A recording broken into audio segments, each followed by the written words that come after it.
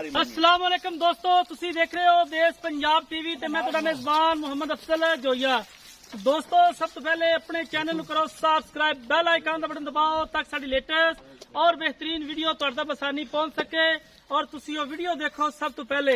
दोस्तों डेली दी निस्बत अज एक तीजन माई दी वीडियो लेके आए हैं। तीसरा सुआ सुई है, पिछे इसदे कट्टी है, बड़ी खूबसूरत है जनाब। कैमरे दी नजर वीरां दे सामने खड्डां दी माशाल्लाह आर्डर क्वालिटी, गल्लां नाल नहीं, फेक वीडियो नहीं है। कैमरामैन साहब जरा तसल्ली करवा देनी है, टिका ते वहानी है वीडियो माशाल्लाह। मझ दे कोले आर्डर क्वालिटी और कागजी हवाना है, चो लेंगे तो बिल्कुल एन छापर तरह नचड़ जाएगा। मझ वीरां दे सामने हैगी है, पावर वाला थाने, सूह दा डोडा चक्की फिरदी है और कैमरे दी नजर हड्डी चंगी, पुट्ठा चंगा, चौखड़े वाला पुट्ठा माशाल्लाह। खाने बिल्कुल मुठदा, मुठ तो पोरा भी ज्यादा नहीं है। चिट्टी सफेद अखे, पश्चिम ना भरी हुई, नाज पीनी मज दी, बड़ी कमाल दी वीरां दे सामने हैगी है। बाकी जनाब लैण देने हमेशा तरह मुकद्दर चंगी और म्यारी चीज सिर्फ देश पंजाब चैनल तो ही मिलती है। इंशाल्लाह जिन्ने भी चैनल ने सारे में देश पंजाब चैनल पिछे छड्या है।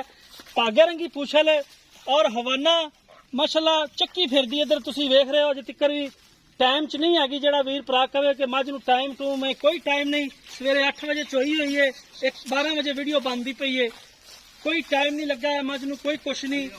बाकी वीरां दे सामने वीरां ने फैसला करना है, अपनी राय का इजहार करना है अपने वीरां दे सामने।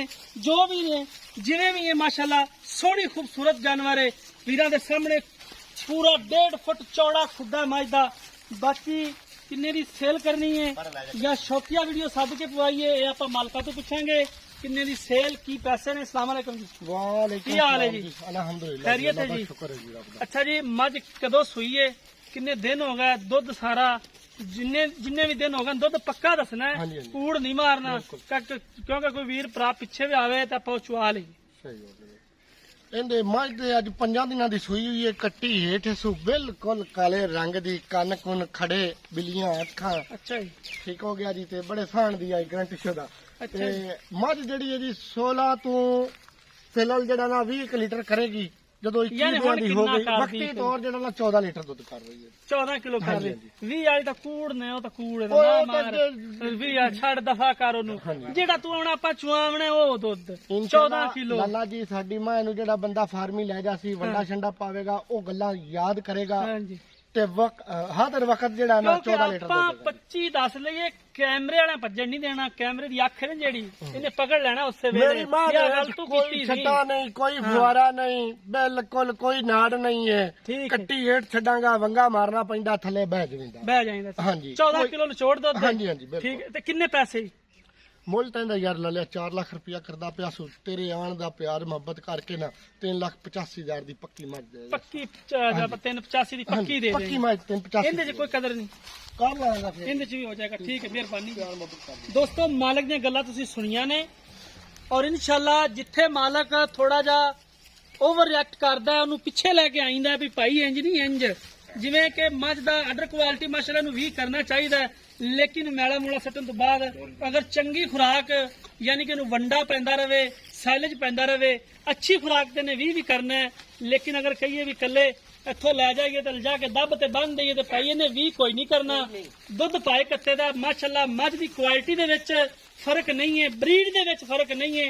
इंशाअल्लाह ब्रीड असीं टेस्ट करवा देंगे कि वाकया ही प्योर खास नीली का जानवर है और बेड़े जिदा कद वेल चंगी वलैतन गां रंगी लम्मी मझ माशाअल्लाह। इहो जिहे अनमोल जानवर आम नहीं लभदे, सफर बड़ा करना पैंदा है। अब तुसीं वेख रहे हो कि धुप्पे जलील होना पैंदा, मालकां दे नाल बहस भी करनी पैंदी है कित्थे आके। लाला जी मैं लुक जाना मझ दे पिछे। कद भी चंगा माशाअल्लाह, कद भी चंगा, अच्छा कद मझ दा। बाकी लैणे देणे मुकद्दर ने हमेशा दी तरह लैणे देणे मुकद्दर ने। दोस्तों राबता नंबर साडा डिस्क्रिप्शन च हुंदा है 0307 351 8578, 0307 35 18 578 जनाब व्हाट्सएप का नंबर हुंदा है। उम्मीद करांगे अज वाली वीडियो तुहानूं पसंद आएगी। वीडियो पसंद आए लाइक ते शेयर ये तो जनाब साडा फिर बनदा ही है। मिलांगे एक नई वीडियो दे नाल, अपने मेजबान नूं देनी है इजाजत। अल्लाह हाफिज़।